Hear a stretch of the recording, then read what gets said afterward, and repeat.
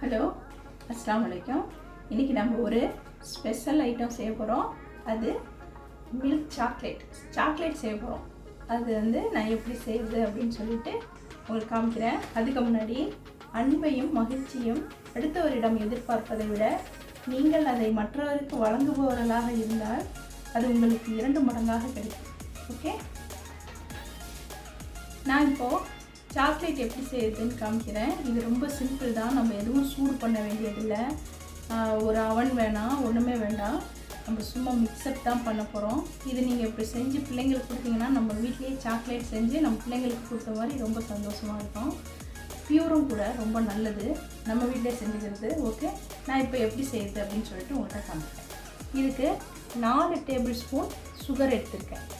இது table spoon இதுதான், இந்த பெருசாக இருக்கும் இல்லைங்களா, இதுதான் டேபிள் ஸ்பூன். இந்த டேபிள் ஸ்பூனால் 4 டேபிள் ஸ்பூன் சுகர் எடுத்திருக்கேன்.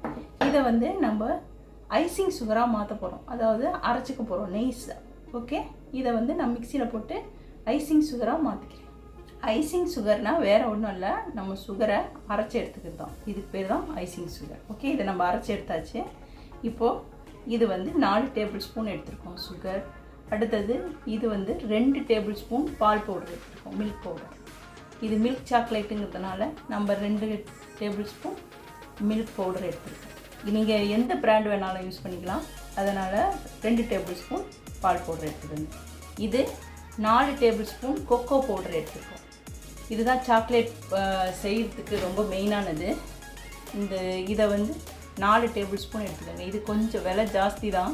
எப்படி உங்களுக்கு கிடைக்குதோ அந்த மாதிரி நீங்கள் கம்மியாகவோ கூடவோ எப்படியாவது வாங்கிக்கோங்க. இது 4 டேபிள் ஸ்பூன் யூஸ் பண்ணிக்கணும். ஓகேங்களா? அடுத்தது 4 டேபிள் ஸ்பூன் தேங்காய் எண்ணெய், இதை யூஸ் பண்ணிக்க போகிறோம்.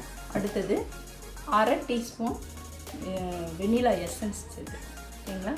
இப்போ நான் இதை எப்படி செய்யுது அப்படின்னு சொல்லிட்டு உங்கள்கிட்ட காமிக்கிறேன். இப்போ நம்ம ஒரு மிக்ஸி ஜார் எடுத்துக்கிறோம். அதில் இந்த 4 டேபிள் ஸ்பூன் ஐசிங் சுகரை போடுறோம்.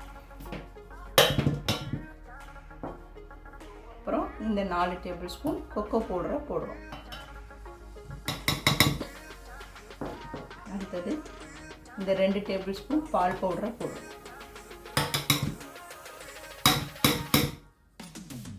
ஈரமாக இருக்கக்கூடாது மிக்ஸி. அடுத்தது 4 டேபிள் ஸ்பூன் தேங்காய் எண்ணெய் ஊற்றிக்கலாம்.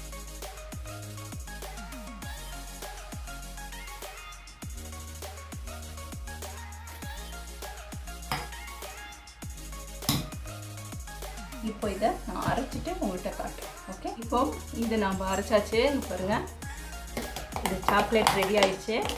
இப்போது இதில் வெனிலா எசன்ஸ் ஒரு 1/4 டீஸ்பூன் ஊற்றிக்கலாம். இப்போ இதை நான் திருப்பி ஒரு தடவை மிக்சியில் அடிச்சுட்டு நான் ஊற்றலாம். ஓகே, இப்போது நம்மளோட சாக்லேட் லிக்விடு ரெடி ஆகிடுச்சு. இதை நல்லா இந்த ஸ்பூனால் இப்படி அடிக்கணும். அடிச்சுட்டு இங்கே ஒரு மோல்டு வச்சுருக்கேன் பாருங்கள், இது சாக்லேட் மோல்டு. இதில் நம்ம ஊற்றணும்.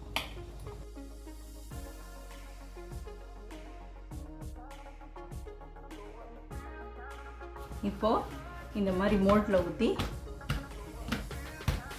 இப்படி தட்டிக்கங்க.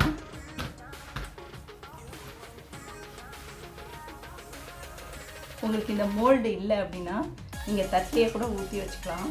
இதை ஃப்ரிட்ஜில் ரெஃப்ரிஜரேட்டரில் 1 மணி நேரம் வைங்க. ஓகே, இது நல்லா செட் ஆனோடனே அப்புறம் உங்கள்கிட்ட எடுத்து காட்டுறேன். இப்போ நம்ம இதை 1 மணி நேரம் ஃப்ரிட்ஜில் வச்சு எடுத்தாச்சு. நான் இப்போது இந்த சாக்லேட்டை எடுத்து உங்கள்கிட்ட காமிக்கிறேன்.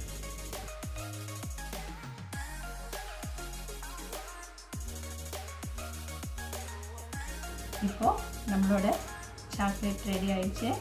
நீங்கள் எல்லோரும் இதை செஞ்சு பார்க்கணும். வெரி டேஸ்டியான சாக்லேட் எல்லாருக்கும் பிள்ளைங்களுக்கு ரொம்ப பிடிக்கும். நீங்கள் இதை செஞ்சீங்கன்னா உங்களுக்கும் சந்தோஷமாக இருக்கும், பிள்ளைங்களும் விரும்பி சாப்பிடுவாங்க. நீங்கள் செஞ்சு பாருங்கள். ஓகே, நான் அடுத்த வீடியோவில் உங்களை சந்திக்கிறேன்.